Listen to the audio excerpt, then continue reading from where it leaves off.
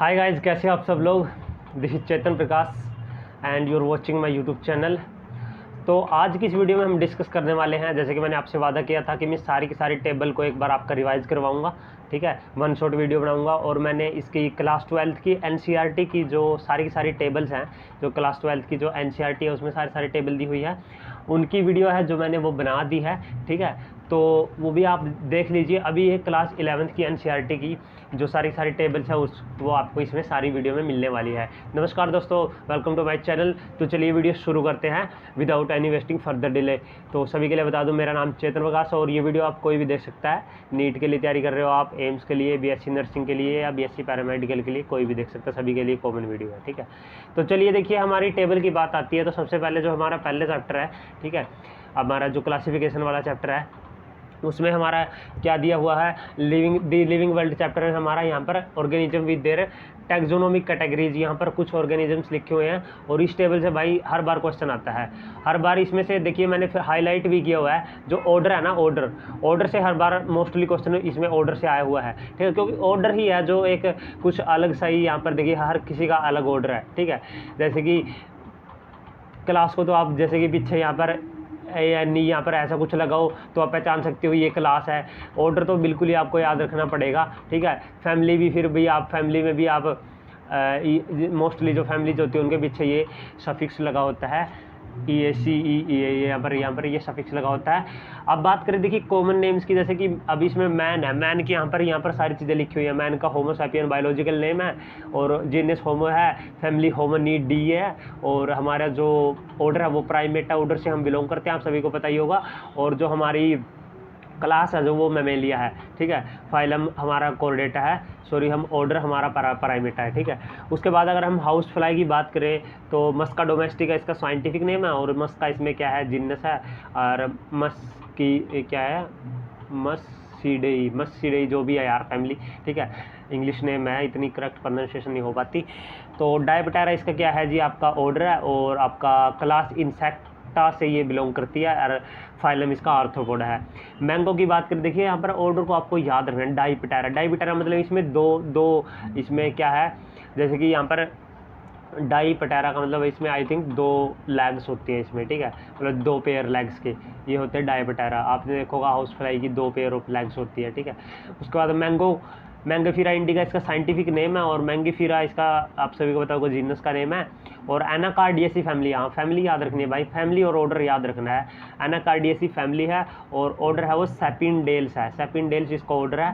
और जो क्लास है इसकी डाइकोटिलिडी नहीं है इसके क्लासिक, और एंजियोस्पर्म ये है, डिवीज़न है इसकी। ठीक है, डिवीज़न हम जनरली प्लांट्स के लिए यूज़ करते हैं, फाइलम हम एनिमल के लिए यूज़ करते हैं। वीट की बात करें, ट्रिटिकम एस्टिवम, इसकी और सारी भी है, जैसे कि इसकी हेक्साप्लॉइड वैरायटी है एक ट्रिटिकम ड्यूरम। ठीक है, जिसको हम मैक्रोनी वीट बोलते हैं। तो ट्रिटिकम एस्टिवम में हमारा पोएसी फैमिली से बिलोंग करता है ये, और जो ग्रास फैमिली होती है पोएसी, क्योंकि एक तरह से ग्रास ही है ये। और पोएल्स इसका एक चीज़ आपने कॉमन, दोनों में पी से शुरू हो रहा है इसमें। ठीक है, वीट में पोएल्स, पोएसी। ठीक है, वीट मोनोकोटा सभी को पता होगा, एंजियोस्पर्म है, ये आपको याद रखना गाइस। ये थी आपकी टेबल पहले वाले चैप्टर से। अब टेबल है दूसरे वाले चैप्टर से, हमारा चैप्टर नंबर 2 जो बायोलॉजिकल क्लासिफिकेशन है। यहाँ पर हमारे RH विटेकर जी ने जो क्लासिफिकेशन 5 किंगडम क्लासिफिकेशन दिया था उसकी ये टेबल है। अब यहाँ पर देखिए एक तरह से ये समरी लगा लो, चैप्टर की बिल्कुल समरी है गाइस ये। ठीक है, क्योंकि इसमें सारी चीज़ यहाँ पर डिस्कस की हुई है। जैसे मोनेरा है, मोनेरा की सेल टाइप क्या है, प्रोकैरियोट्स होते हैं, बैक्टीरिया आते हैं इसमें, आर्के बैक्टीरिया, यू बैक्टीरिया। इसकी जो सेल वाल होती है गाइस वो नॉन सेलुलर होती है, यानी कि वो सेल वाल है पॉलीसैकेराइड प्लस अमाइनो एसिड्स की बनी होती है। ठीक है, नॉन सेलुलर सेल वाल। ठीक है, उसके बाद अगर हम बात करें तो न्यूक्लियर मेम्ब्रेन, अगर बात करें मोनेरा में तो न्यूक्लियर मेम्ब्रेन एब्सेंट होती है। ठीक है, क्योंकि इसलिए इनको प्रोकैरियोट बोला जाता है, क्योंकि न्यूक्लियर मेम्ब्रेन नहीं होती इसमें। ठीक है, उसके बाद बॉडी ऑर्गेनाइजेशन की बात करें तो इसमें मोनेरा में सेलुलर बॉडी ऑफ ऑर्गेनाइजेशन है। ठीक है, cellular level. Mode of nutrition की बात करें तो ये इसमें मोस्ट डाइवर्स, गाइज ये मोस्ट डाइवर्स, यहाँ से क्वेश्चन आया था कि which of the following has most diverse metabolic diversity. तो मेटाबॉलिक डाइवर्सिटी में सबसे मोस्ट डाइवर्सिटी है इसमें, क्योंकि देखिए इसमें हमारा ऑटोट्रोफिक भी आता है और हिट्रोट्रोफिक भी आता है। ठीक है, ऑटोट्रोफिक में इसमें हमारे केमोसिंथेटिक, ठीक है, और फोटोसिंथेटिक यानी कि केमिकल एनर्जी का यूज़ करके या लाइट का यूज़ करके। इसमें दो आते हैं, केमोसिंथेटिक और फोटोसिंथेटिक। हीटरोट्रोफिक की बात करें तो इसमें सैप्रोफाइटिक एंड पैरासाइटिक आते हैं। ये था गाइज मोनीरा के बारे में। बात करें प्रोटिस्टा के बारे में तो इसकी जो सेल टाइप है यूकैरियोट है, सभी को पता ही होगा, यूनिसेलुलर यूकैरियोट्स है। इसमें इनमें सेल वाल कुछ में प्रेजेंट होती है, कुछ में नहीं होती है प्रोटिस्टा में, ठीक है। न्यूक्लियर मेम्ब्रेन की बात करें तो प्रेजेंट है, इसलिए यूकैरियोट है। इसके बाद जितने सारे हैं वो सारे के सारे यूकैरियोट्स हैं, ठीक है। बॉडी ऑर्गेनाइजेशन इसमें भी सेलुलर लेवल, क्योंकि ये भी हमारे यूनिसेलुलर है और ये भी यूनिसेलुलर है, ठीक है। उसके बाद अगर मोड ऑफ न्यूट्रिशन की बात करें तो इसमें केवल ऑटोट्रोफिक और हिटरोट्रोफिक है, लेकिन इसमें क्या है, इसमें फोटोसिंथेटिक है, ये कीमोसिंथेटिक नहीं है प्रोटिस्टा, ठीक है। बात करें फंजाई के, फंजाई में यूकैरियोटिक है, सभी को बताइए, ठीक है। सेल वाल इसमें फंजाई में काइटिन की बनी होती है जो, ठीक है, विदाउट सेल्यूलोज की, जो कि हम काइटिन की बनी होती है इसमें, ठीक है, फंजाई में। न्यूक्लियर मेम्ब्रेन इसमें होती है, भाई यूकैरियोट है तो न्यूक्लियर मेम्ब्रेन तो होगी ही। बॉडी ऑर्गेनाइजेशन इसमें मल्टी सेलुलर होती है, लूज टिश्यूज होते हैं इसमें, ठीक है। पूरी तरह से ये मतलब लूज टिश्यू होते हैं, मल्टी सेलुलर होती है ये। और मोड ऑफ न्यूट्रिशन की बात करें तो ये हिटरोट्रोफिक, हिटरोट्रोफिक में ये सैप्रोफाइटिक एंड पैरासाइटिक फंगस आपको सभी को पता ही होगा एग्जाम्पल्स की, ठीक है। सेल टाइप की बात करें तो प्लांटी में हमारी प्लांट्स किंगडम है जो, उसमें हमारा यूकैरियोट है ये, और सेल वाल इसमें आप सभी को पता होगा सेलुलोजिक सेल वाल होती है प्लांट्स में। न्यूक्लियर मेम्ब्रेन की बात करें तो हमारा प्लांटी में प्रेजेंट होती है न्यूक्लियर मेम्ब्रेन। बॉडी ऑर्गेनाइजेशन की बात करें तो टिश्यू भी हो सकता है, ऑर्गन लेवल भी हो सकता है, ठीक है। डिफरेंट टाइप्स के ऑर्गन होते हैं, रूट, शूट, लीव्स, ठीक है। उसके बाद मोड ऑफ न्यूट्रिशन की बात करें तो ये ऑटोट्रोफिक, अपना खाना खुद बनाते हैं, ठीक है। फोटोसिंथेटिक है, इसमें केमिसिंथेटिक नहीं है। एनिमल्स की बात करें तो एनिमेलिया किंगडम, एनिमेलिया इसमें हमारे यूकैरियोट्स आते हैं। सेल टाइप इसका यूकैरियोट है, सेल वाल एब्सेंट होती है, ठीक है, एनिमल में एब्सेंट होती है। और माइकोप्लाज्मा आप सभी को पता ही होगा, बैक्टीरिया एक ऐसा बैक्टीरिया है, ऐसा मोनीरा है जिसमें सेल वाल नहीं होती है। ये आपको एक्सेप्शन याद रखना गाइज, एक्सेप्शन एग्जिस्ट एवरीवेयर, ठीक है। तो मोनीरा एक ऐसा बैक्टीरिया है जिसमें सेल वाल नहीं होती, इसलिए इसको जोकर ऑफ प्लांट किंगडम बोला जाता है, ठीक है। न्यूक्लियर मेम्ब्रेन की बात करें तो एनिमल में प्रेजेंट होती है, क्योंकि यूकैरियोट है ये। बॉडी ऑर्गेनाइजेशन में सारे के सारे हैं, tissue, organ, organ system, different type के। मोड ऑफ न्यूट्रिशन की बात करें तो ये हिटरोट्रोफिक है गाइस, ठीक है। हिटरोट्रोफिक में भी ये दो टाइप से होता है, होलोजोइक एंड सैप्रोफाइटिक। अब बात करते हैं इसमें यहाँ पर एल्गी का, और उनका जो एल्गी की जो क्लासिफिकेशन है। अब हम प्लांट किंगडम में एंटर कर गए गाइस, ठीक है। प्लांट किंगडम में अब हम एंटर कर गए हैं, और इसमें हमारा एल्गी के बारे में दिया हुआ है टेबल 3.1 थर्ड चैप्टर का। इसमें यहाँ पर एल्गी की 3 क्लासेज होती है, आप सभी को पता ही होगा, ठीक है। क्लोरोफाइसी जो कि ग्रीन एल्गी होती है, फियोफाइसी जो कि ब्राउन एल्गी होती है, और रोडोफाइसी जो कि रेड एल्गी होती है। अब इसमें यहाँ पर ये टेबल बिल्कुल समरी है इन सब की, ठीक है। Chlorophyceae green algae common name है। मेजर पिगमेंट इसमें क्लोरोफिल ए भी होता है, और बी भी होता है, और कैरोटीन भी होता है इसमें। देखिए मैंने एडिशनल पॉइंट भी आपके लिए गाइज यहाँ पर ऐड किए हुए हैं, यहाँ पर कैरोटिनोइड्स पाए जाते हैं इसमें, ठीक है। Chlorophyll A, B, carotenoids. उसके बाद अगर हम बात करें सेल वाल की तो इसकी सेलुलोज होती है, ठीक है। और सेल जैसे कि इसमें हमारी ना एक्चुअली एनसीईआरटी के बाहर भी मैंने यहाँ लिखी हुई है, ठीक है। जो क्लोरोफाइसी की सेल वाल होती है, जो इनर सेल वाल होती है वो सेलुलोजिक होती है, और बाहर की जो आउटर सेल वाल होती है वो होती है आपकी क्या कहते हैं इसमें, स्लिपरी होती है पैक्टोज की वजह से, ठीक है। ये एडिशनल पॉइंट आएगा जी, एनसीईआरटी में नहीं है, पेन के साथ मैंने लिखा हुआ है। फूड स्टोरेज की बात करें तो हमारे इसमें स्टार्च भी है और पायरोनोड्स भी होती है हमारे क्लोरोफाइसी में फूड स्टोरेज, ठीक है। अगर फ्लैजेलर नंबर की और पोजीशन ऑफ इंसर्जन की हम बात करें तो क्लोरोफाइसी में 2 से 8 फ्लैजेला हमें आपको देखने को मिलेंगे, और इक्वल 2 से 8 फ्लैजेला होते हैं, और वो भी इक्वल होते हैं और एपिकली अरेंज्ड होते हैं वो, ठीक है। तो ये यहाँ से क्वेश्चन आया था गाइस, फियोफाइसी में फ्लैजेला के ऊपर क्वेश्चन आया था।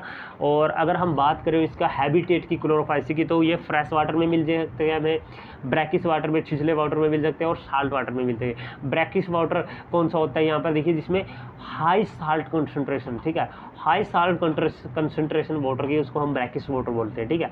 तो यहाँ पर एक्स्ट्रा पॉइंट भी आपके लिए है। यहाँ पर एक मैंने एक्स्ट्रा पॉइंट और लिखा हुआ है, हारवेला एक ऐसी रेड एल्गी है जो कि कलरलेस है। Harveyella is red algae colourless and parasitic on other red algae for the food, ठीक है। एक ऐसी रेड एल्गी है जो खुद तो कलरलेस है। अब खुद कलरलेस है तो खाने के लिए तो किसी के ऊपर पैरासाइट होना पड़ेगा ना उसको, भोजन फूड के लिए, तो अदर रेड एल्गी पर वो पैरासाइट है, ठीक है। तो यानी कि एक ऐसा यानी कि एक ही टाइप की अपनी ही उनके ऊपर डिपेंडेंट है वो, ठीक है। अब बात करें, देखिए यहाँ पर FOFIC के बारे में हम बात करते हैं। FOFIC में सबसे पहले तो एयर ब्लैडर प्रेजेंट होता है, ये आपको याद रखना, एक्स्ट्रा पॉइंट है। Air bladder formed to swim करने के लिए इनको ब्राउन एल्गी बोला जाता है। और इनमें जो पिगमेंट्स होते हैं मेजर, क्लोरोफिल ए तो सभी में होगा भाई, क्लोरोफिल ए होता है, इसमें सी होता है, फ्यूकोक्सैंथिन के कारण इसका जो ब्राउन कलर होता है, और इसमें कैरोटेनॉइड्स भी पाए जाते हैं, ठीक है। अगर इसमें स्टोर्ड फूड की बात करें तो इसमें लैमिनेरियन और मैनिटोल, इसमें 2 स्टोरेज फॉर्म है फूड की। अगर सेल वाल की बात करें तो सेल्यूलोजिक सेल वाला है, एल्जिन की सेल वाला है। एल्जिन का मैंने यहाँ पर फॉर्मूला भी लिखा हुआ है, एक्स्ट्रा पॉइंट आपके लिए, C6H8O6 की पावर n, ठीक है। उसके बाद अगर बात करें फ्लैजेला नंबर की, तो 2 फ्लैजेला होते हैं इसमें FOFIC में, अनइक्वल होते हैं दोनों, लेटरल होते हैं। वो एपिकल थे, ये लेटरल है, यानी साइड से, और एपिकल मतलब कि बिल्कुल जैसे कि मेरा एपिकल साइड ये है, ठीक है। उसके बाद अगर हम हैबिटेट की बात करें तो हम इसमें जो फ्रेश वाटर में हमें मिल जाती है FOFIC, रेयर मिलती है फ्रेश वाटर में, ठीक है। ब्रैकिश वाटर में और सॉल्ट वाटर में हमें ये मिलती है, यानी कि हाईली साल्टेड कंडीशन में। उसके बाद अगर हम रोडोफाइसी की बात करें, रोडोफाइसी को रेड एल्गी बोला जाता है। पहले तो आपको ये पता होना चाहिए रेड एल्गी किसकी वजह से होती है, फाइकोरिथिनिन पिगमेंट की वजह से। इसमें क्लोरोफिल ए और डी पाया जाता है। और Rhodophyceae with abundance in warmer, ये रोडोफाइसी होती है with abundance in warmer area, well lighted area and great, ठीक है। यहाँ पर कुछ लिखा हुआ है, यहाँ पर कॉम्प्लेक्स बॉडी ऑर्गेनाइजेशन होता है इसमें, और फ्लोरिडियन स्टार्च होता है जो इसमें स्टोर्ड फूड होता है। और आर्क फाइकोरिथ्रिन के बारे में यहाँ पर लिखा हुआ है, रेड फाइकोरिथ्रिन।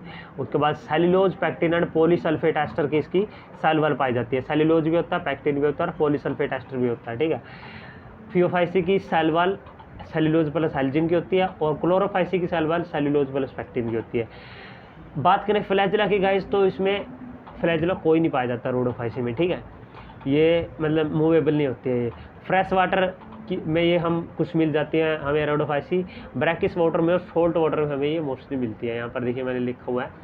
तो जी चलिए हम आगे मूव करते हैं। अगली टेबल है हमारी एनिमल किंगडम की।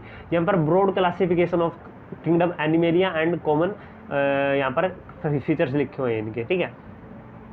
यहाँ पर देखिए मैंने एक पॉइंट एक्स्ट्रा लिखा हुआ है कि जितने भी सारे स्पॉन्जेस होते हैं, all sponges possess greater reservation capacity except without any exception, यानी इसमें कोई एक्सेप्शन नहीं, सारे के सारे जितने भी हमारे स्पॉन्जेस हैं सभी मेरी जनरेशन की हाई पावर मिलती है। उसके बाद यहाँ पर मैंने ना एक फ्लो चार्ट है, यहाँ पर ये टेबल फ्लो चार्ट जो भी है इसको आप देख लेना। इसमें डिफरेंट टाइप के ये मैंने जो रेड पेन से ऐड किए हुए हैं ना, ये नई NCERT से मैंने ऐड किए हुए हैं। एसिलोमेट होते हैं ये सारे के सारे, ये आप एक बार देख लीजिए, ठीक है। ये फ्लो चार्ट आपको पता होना चाहिए कि जैसे कि एनिमल मल्टी सेलुलर होते हैं, फिर लेवल ऑफ ऑर्गेनाइजेशन की बात करें तो cellular level, tissue, organ system, उसके बाद ये डिफरेंट टाइप्स के यहाँ पर ये ट्री बने हुए। तो आप इस टेबल को जरूर देख लीजिए एक बार, ठीक है। अब कंपैरिजन की बात करें तो कोऑर्डिनेट की और नॉन कोऑर्डिनेट का यहाँ पर कंपैरिजन लिखा हुआ है। हमारे एनिमल किंगडम से उठाई गई टेबल है ये। कोऑर्डिनेट्स में नोटोकॉर्ड प्रेजेंट होता है, नॉन कोऑर्डिनेट्स में नहीं प्रेजेंट, इसलिए इनको नॉन कोऑर्डिनेट्स बोला जाता है। CNS होता है, इसमें डोर्सल होता है, होलो होता है और सिंगल होता है CNS, ठीक है, कोऑर्डिनेट्स में। अगर हम नॉन कोऑर्डिनेट्स की बात करें तो इसमें जो सेंट्रल नर्वस सिस्टम होता है वो वेंट्रल होता है, यानी कि वेंट्रल साइड होता है, सॉलिड होता है और डबल होता है। देखिए बिल्कुल अपोजिट है गाइस, ठीक है। फेरिंग्स की बात करें तो गिल स्लिट्स हमारे इसमें कोऑर्डिनेट्स में पाए जाते हैं, जो कि गिल स्लिट एब्सेंट होते हैं नॉन कोऑर्डिनेट में।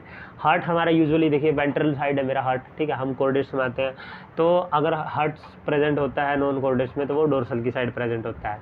पोस्टेनल टेल हमारे में प्रेजेंट होती है एम्ब्रियोनिक लाइफ में, ठीक है, इसमें पोस्टेनल टेल एब्सेंट होती है, ठीक है। अब बात करें भाई ये silent feature of different phyla in animal kingdom. अब ये टेबल काफ़ी इंपॉर्टेंट हो जाती है आपके लिए, क्योंकि एक तरह से ये समरी है गाइस एनिमल किंगडम की, ठीक है। बात करें पोरीफेरा की, लेवल ऑफ ऑर्गेनाइजेशन पोरीफेरा में सेलुलर है, सिमेट्री इसमें कई टाइप से हो जाती है। पोरीफेरा में वैसे तो एसिमेट्रिकल माने जाते हैं, लेकिन यहाँ पर मैंने लिखा हुआ तो हम NCERT को ही फॉलो करेंगे। सिलोम की बात करें तो एब्सेंट होती है पोरीफेरा में सिलोम, ठीक है। सेगमेंटेशन बिल्कुल भी नहीं होती, डाइजेस्टिव सिस्टम भी एब्सेंट होता है, सर्कुलेटरी सिस्टम भी, सारी चीज़ एब्सेंट होती है, क्योंकि देखिए हमारा ऑर्गेनाइजेशन ही सेलुलर लेवल है इसमें, ठीक है, पोरीफेरा में।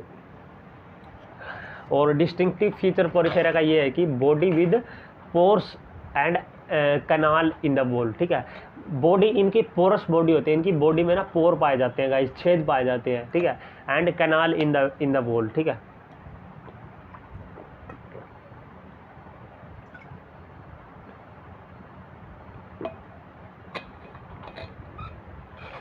पोरीफेरा को ना आप ऐसे एग्जाम्पल के साथ, यहाँ पर देखिए बोतल है, अगर इसमें चारों को मैं छेद छेद कर दूँ, ठीक है, आगे एक जगह लगा तो एक तरह से पोरीफेरा बन गया, ठीक है।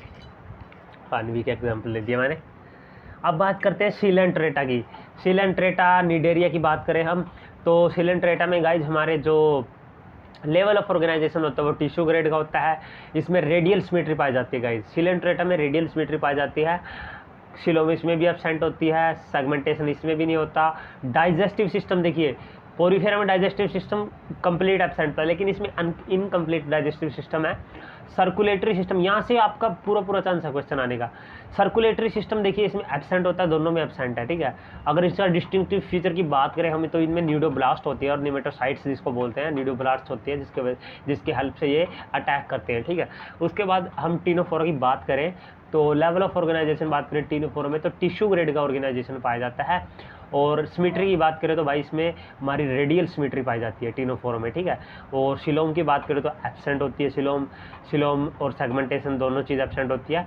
और इसमें जो डाइजेस्टिव सिस्टम होता है हमारा टीनोफोरा में, तो हमारा इनकम्प्लीट होता है डाइजेस्टिव सिस्टम, ठीक है। इनकम्प्लीट डाइजेस्टिव सिस्टम पाया जाता है और सर्कुलेटरी सिस्टम और रेस्पिरेटरी सिस्टम दोनों एब्सेंट होते हैं टीनोफोरा में। अगर हम टीनोफोरा के एक डिस्टिंक्टिव फीचर आपसे पूछे तो आपको कॉम प्लेट्स, यहाँ पर लोकोमोशन के लिए कॉम प्लेट्स होती है, लेकिन इसमें कॉम जेलीज भी होते हैं, इसका एग्जाम्पल, ठीक है। प्लेटी हेलमेंथी जो फ्लैट वोम होते हैं भाई, फ्लैट वोम, ठीक है। तो फ्लैट वोम में जो लेवल ऑफ ऑर्गेनाइजेशन होता है वो ऑर्गन और ऑर्गन सिस्टम लेवल का होता है।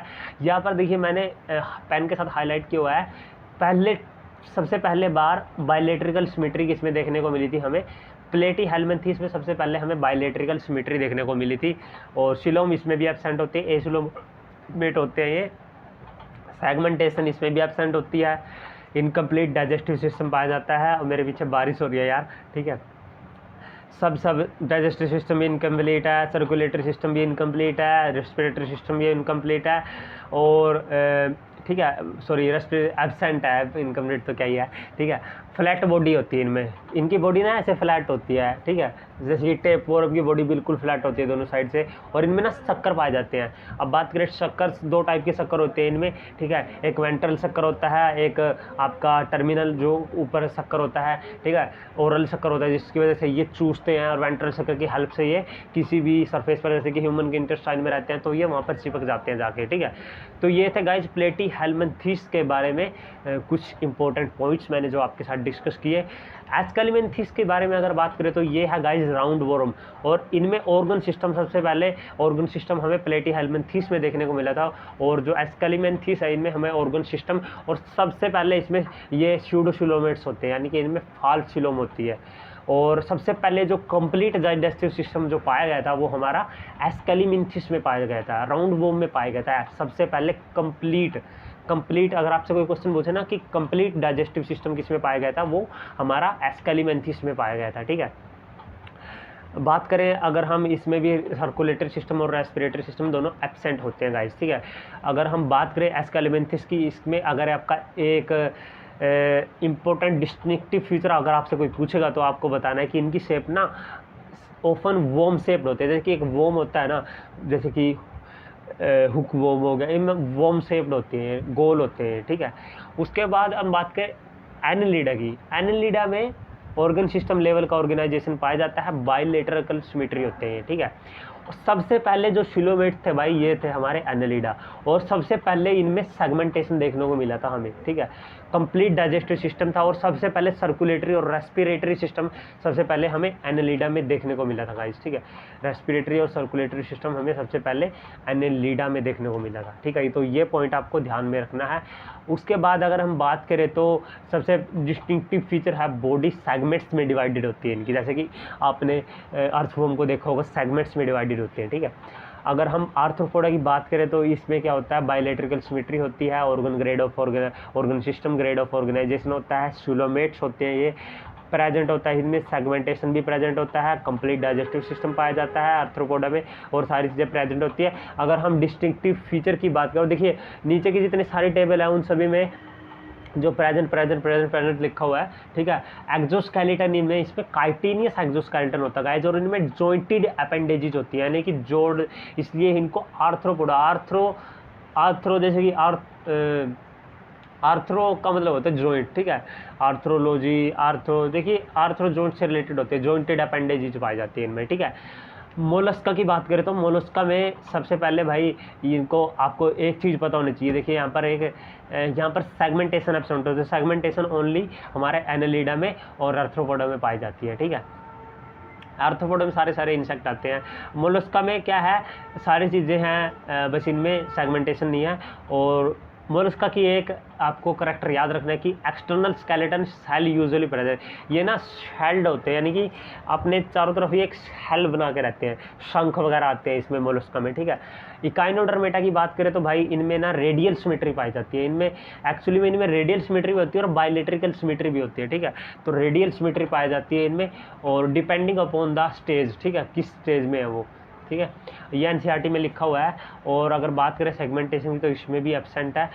कंप्लीट डाइजेस्टिव सिस्टम पाया जाता है। इकाइनोडर्मेटा में वाटर वैस्कुलर सिस्टम पाया जाता है, ये इसका डिस्टिंक्टिव।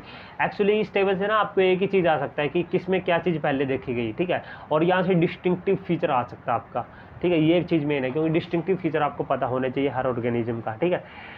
अब बात करें जी इकाइनोडर्मेटा में डिस्टिंक्टिव फीचर, इसमें वाटर वैस्कुलर सिस्टम होता है और इनमें रेडियल सिमेट्री होते हैं, ये डिस्टिंक्टिव फीचर है, ठीक है। अब बात करें गाइस हेमिकोर्डेटा की। हेमिकोर्डेटा में हमारा organ system level of organization होता है, और इनमें हमारी अगर बात करें हम ऑर्गन ग्रेड, जैसे कि मैंने बता दिया एक तो, ठीक है, इकाइनोडर्मेटा में। और इकाइनोडर्मेटा का तो हेमिकोर्डेटा में सेगमेंटेशन एब्सेंट होती है और बायोलेट्रिकल सिमेट्री होती है, और ये ना वॉर्म लाइक होते हैं, ठीक है। हेमिकोर्डेटा होते हैं worm like with proboscis collar and trunk, इनमें एक प्रोबोशियस होता है, कॉलर होता है, एक ट्रंक होता है। कोर्डेटा की बात करें तो इसमें भाई organ system grade of organization होता है, और सारी चीज़ें इसमें सारी चीज़ें होती है, सिलोमेट होते हैं ये। और इनके डिस्टिंक्टिव फीचर की अगर आपसे बात करें होगी, यहाँ पर क्वेश्चन आया हुआ है, नोटोकॉर्ड इनमें पाया जाता है, डोर्सल होलो नर्व कॉर्ड पाया जाता है इनमें, गिल स्लिट्स विद लिम्स और फिन्स, ठीक है, फिन्स फिशेज में होते हैं।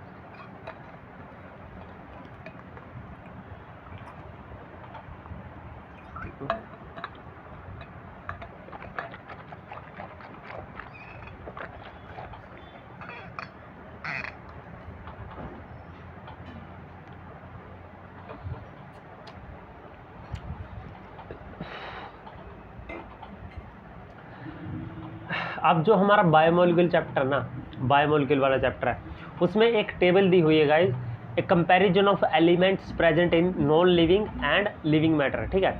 जो लिविंग मैटर है हमारा और नॉन लिविंग मैटर में, इनमें परसेंटेज वेट दिया हुआ है, percentage weights of earth crust. And यहाँ पर इस साइड को, राइट हैंड साइड को हमारा ह्यूमन बॉडी में परसेंटेज वेट लिखा हुआ है, और यहाँ पर अर्थ क्रस्ट में लिखा हुआ है। यहाँ से एक बस, यहाँ से ना वैसे क्वेश्चन इतना बनता नहीं है, लेकिन फिर भी यहाँ से जो क्वेश्चन बनता है ना, वो ये है कि देखिए हमारे अंदर नाइट्रोजन काफ़ी है, ठीक है, 3.3% है, लेकिन जो सॉइल है ना उसमें नाइट्रोजन बहुत कम है भाई, अर्थ क्रस्ट में वेरी लिटल यहाँ पर लिखा हुआ है, ठीक है, वेरी लिटल, ठीक है, nitrogen. Percentage weight of earth crust human body, ठीक है। सबसे पहले देखिए यहाँ पर आपको एक चीज़ याद रखनी है कि इसमें सबसे ज़्यादा देखिए क्या है, सिलिकॉन। अर्थ क्रस्ट में सबसे ज़्यादा सिलिकॉन पाया जाता है, सिलिका, ठीक है। और ऑक्सीजन भी पाई जाती है, ऑक्साइड्स मिलते हैं, आप सभी को पता ही होगा, ठीक है। लेकिन सिलिकॉन ना ह्यूमन बॉडी में नेग्लिजिबल है, और सबसे ज़्यादा ह्यूमन बॉडी में क्या है, ऑक्सीजन ही है, ठीक है, वाटर की फॉर्म में, ठीक है, क्योंकि हमारा 70% वेट किस चीज़ से बना हुआ है, वाटर से बना हुआ है। तो ये टेबल आई थिंक यहाँ से इतना क्वेश्चन नहीं आएगा, लेकिन फिर भी एक बार आप नज़र मार लेना इस टेबल पर। यहाँ पर हाँ ये चीज़ पता होनी यार, ये तो बताने की ज़रूरत नहीं है, ठीक है। इनऑर्गेनिक कंपाउंड्स के यहाँ पर ये फार्मूला लिखा हुआ है। अभी तक तो भाई ये तो 10th क्लास में ही आपको पता चल गया होगा, सल्फेट का क्या फार्मूला होता है, फॉस्फेट का क्या फार्मूला होता है, ठीक है। उसके बाद ये टेबल इंपॉर्टेंट है। ये टेबल क्यों इंपॉर्टेंट है, क्योंकि यहाँ से हर साल क्वेश्चन आता है। यहाँ पर कुछ सेकेंडरी मेटाबोलाइट्स की यहाँ पर एग्जांपल लिखे हुए हैं, जैसे कि एल्कलॉइड्स में आपका मॉर्फिन आ गया, कोडीन आ गया। पिगमेंट्स की बात करें तो आपका कैरोटिनोइड्स, एंथोसाइनिन्स आ गया। टर्पिनोइड्स का आपका मोनोटर्पिन्स, डाइटर्पिन्स। एसेंशियल्स ऑयल्स की बात करें तो इसमें लेमन ग्रास ऑयल्स आ जाता है आपका। टॉक्सिन्स एब्रीन, रिशिन, लैक्टिन आपका कॉनकैलविन, विन ए, और ड्रग्स आपके विन ब्लास्टिनन, कुर्कुमिन ड्रग्स आ जाती है। पॉलीमेरिक सब्सटेंस में आपके बहुत सारे आ जाते हैं, रबर आ जाता है, गम्स आ जाता है, सेल्यूलोज आ जाता है, जो पॉलीमर होते हैं, ठीक है। तो ये सारी चीज़ें हैं गाइज। अब बात करते हैं comparison of different transport mechanism. ये हमारा जो ट्रांसपोर्ट इन प्लांट है ना, उस चैप्टर से लिया गया है।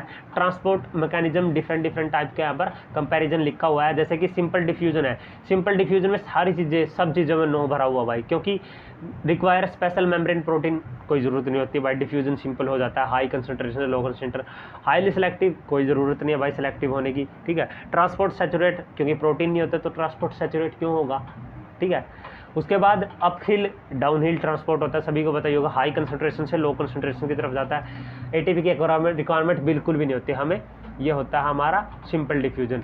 फैसिलिटेटेड डिफ्यूजन में हमारा क्या होता है, इसमें स्पेशल मेम्ब्रेन प्रोटीन की हमें ज़रूरत पड़ती है, ठीक है, और सेलेक्टिव होता है एक सब्सटेंस के लिए एक प्रोटीन। उसके बाद ट्रांसपोर्ट सैचुरेट हो जाता है, क्योंकि जब प्रोटीन की सैचुरेशन हो जाती है तो ट्रांसपोर्ट सैचुरेट हो जाता है। इसमें क्या होता है, डाउन हिल होता है गाइस, आपको ये याद रखना है। इसमें ना एटीपी भी नहीं खर्च होती और इसमें डाउन हिल ट्रांसपोर्ट होता है, यही चीज़ें आपको याद रखनी है। ये 2 पॉइंट है ना, ये काफ़ी इंपॉर्टेंट है, ठीक है।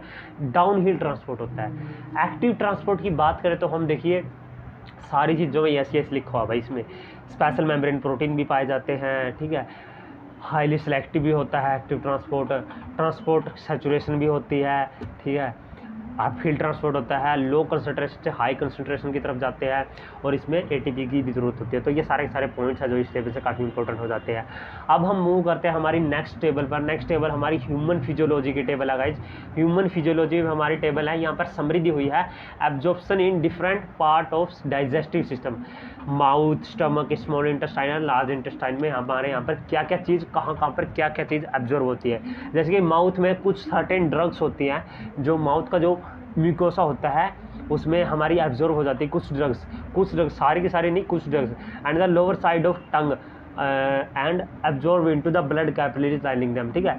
जीभ के नीचे और मुंह में हमारे कुछ ड्रग्स होते हैं, जैसे कि जो ड्रग्स चूसने वाली होती है। जैसे कि हम डॉक्टर के पास आते हैं, कुछ डॉक्टर ना हमें बोलता है कि ये ड्रग्स ना आप चूसना, इसको गुटकना मत, ठीक है। तो उसका एक रीज़न होता है, ठीक है, तो वहाँ से एब्जॉर्ब होती है वो। उसके बाद स्टमक में देखिए क्या होता है। स्टमक में गाइज हमारा स्टमक में क्या क्या चीज़ एब्जॉर्ब होती है, पहले आपको ये पता होना चाहिए। एब्जॉर्प्शन वाटर का होता है इसमें, ठीक है। सिंपल शुगर्स का होता है। अल्कोहल, हाँ ये क्वेश्चन है गाइज, अल्कोहल जो होता है हमारा स्टमक में क्या होता है, एब्जॉर्ब होता है, ठीक है।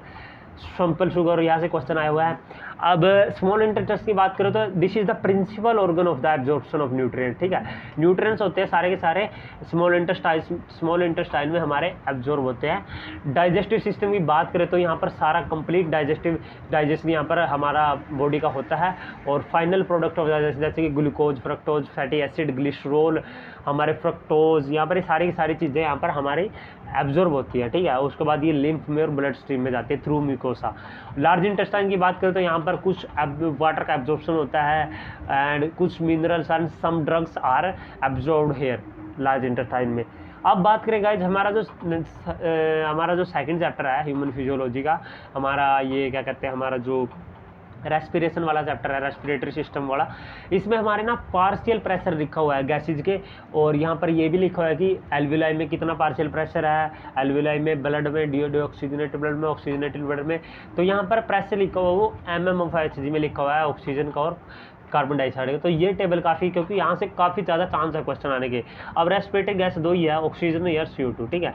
एटमॉस्फेरिक में देखिए, एटमॉस्फेरिक में ऑक्सीजन की कंसंट्रेशन 159 mm/Hg है, एल्विलाई में हमारा 104 है, तभी हमारा एटमॉस्फेयर से हमारा एल्विलाई में आता है। एल्विलाई से फिर हम डीऑक्सीजनेटेड ब्लड में हमारा वो क्या होता है, एक्सचेंज होता है, 40 होता है, ठीक है। डीऑक्सीजनेटेड ब्लड से एल्विलाई से हमारी जो ऑक्सीजन जाती है डीऑक्सीजनेटेड ब्लड में, वो फिर ऑक्सीजनेटेड कर देती है। उसके बाद ब्लड ऑक्सीजनेटेड हो जाता है, 95 इसका जो पार्शियल प्रेशर हो जाता है। उसके बाद टिश्यू में फिर पार्शियल प्रेशर गिर जाता है ताकि हमारी ऑक्सीजन है वो ट्रांसपोर्ट हो सके।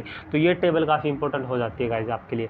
CO2 की बात करें तो देखिए बहुत कम प्रेशर है गाइज इसका, क्योंकि CO2 को हमें बाहर निकालना है। तो हमारा बाहर निकालना है तो हमारा टिश्यू से शुरू होता है प्रोसेस। टिश्यू में 45 होता है, उसके बाद टिश्यू से हमारा ब्लड ऑक्सीजनेटेड ब्लड में जाती है CO2, उसके बाद 40 हो जाता है। उसके बाद डीऑक्सीजनेटेड ब्लड में ये सारा डीऑक्सीजनेटेड ब्लड होता है, तो हमारा 45 हो जाता है, इंक्रीज हो जाता है हमारा पार्शियल प्रेशर CO2 का। उसके बाद एल्वियोलाई में 40 होता है, तो उसके बाद हमारा 0.3 इतना कम हो जाता है गाइस, बहुत ज़्यादा कम है 0.3 CO2 में पार्शियल प्रेशर, ठीक है। तो ये याद रखना है।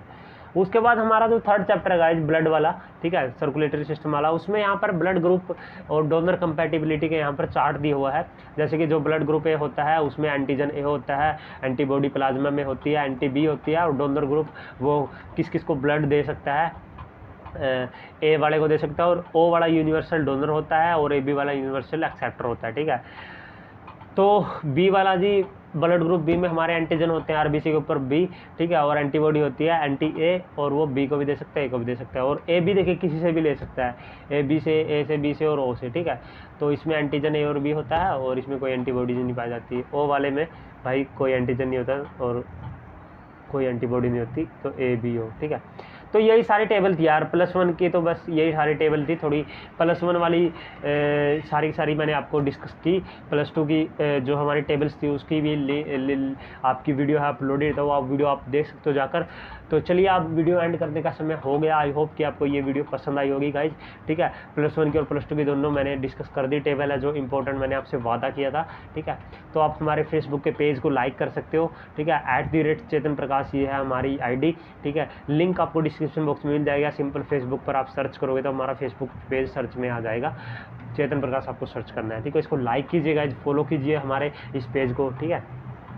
उसके बाद अगर आपको मेरे से पर्सनली मेरे से कनेक्ट होना है, पर्सनली मेरे से चैट करनी है, ठीक है, तो आप मेरे से यहाँ पर मैं व्लॉग्स वगैरह भी डालता रहता हूँ, ठीक है। जैसे रिसेंटली मैंने PGI का व्लॉग डाला था, ठीक है। तो यहाँ पर आप चेतन प्रकाश 24 को इंस्टाग्राम पर सर्च कर सकते हो। सिंपल लिंक जो डिस्क्रिप्शन बॉक्स में लिंक है सोशल मीडिया में इंस्टाग्राम का, तो वहाँ जाकर मेरे को आप फॉलो कर सकते हो। मैं रिप्लाई करने की कोशिश करता हूँ गाइस जितना पॉसिबल हो सके, ठीक है। वो बात अलग है कि कई बार मैं लेट हो जाता हूँ, तो मैं सॉरी मांगता हूँ उसके लिए आपसे। लिंक आपको डिस्क्रिप्शन बॉक्स में दे दिया है, आप वहाँ जाकर चेक कर सकते हो मेरी ID को। इसके PDF है जो यहाँ पर आज सेशन हुआ है हमारा, इस सेशन का जो PDF है वो मैं टेलीग्राम पर शेयर करता हूँ, तो वहाँ पर जाकर आप टेलीग्राम से डाउनलोड कर सकते हो। उसका टेलीग्राम का जो लिंक है ना मैंने डिस्क्रिप्शन बॉक्स में दे रखा, वहाँ जाकर आप सिंपल टेलीग्राम पर आप जाओगे तो सिंपल आप PDF को डाउनलोड कर सकते हो। टेलीग्राम बहुत सारे बच्चों ने ज्वाइन किया और बच्चे वहाँ पर चैट करते भी है और मैं चैट का रिप्लाई देता भी हूँ, ठीक है। तो लिंक आपको डिस्क्रिप्शन बॉक्स में मिल जाएगा गाइज, ज्वाइन कर लीजिए टेलीग्राम का। हमारे चैनल को सब्सक्राइब कीजिए गाइज, सपोर्ट कीजिए, ठीक है। शेयर कीजिए आप ये वीडियो अपने दोस्तों के साथ। जैसे कि मैंने PGI का व्लॉग भी डाला था, ठीक है, PGI चंडीगढ़ कैंपस का, तो उसके बाद क्योंकि हमारे वहाँ पर इनॉग्रेशन प्रोग्राम हुआ था, ठीक है, PGI चंडीगढ़ का, तो हमारे YouTube चैनल को आप सब्सक्राइब कर सकते हो, चेतन प्रकाश को आप सर्च कर सकते हो। तो चलिए जी आपके साथ एक न्यू वीडियो में मुलाकात होगी। कैसे लगी वीडियो लाइक कर दीजिए, ठीक है। तो अब आपसे सीधा भाई अगली वीडियो में मुलाकात होगी, तब तक के लिए देखते रहिए हमारा चैनल, ठीक है। तो चलिए जी हम चलते हैं अपने पहली वाली स्लाइड पर। तो आई होप कि आपको ये ओल्ड टेबल्स की वीडियो पसंद आई होगी। तो तब तक के लिए नमस्कार जी, धन्यवाद। वीडियो में बने रहिए। जय हिंद।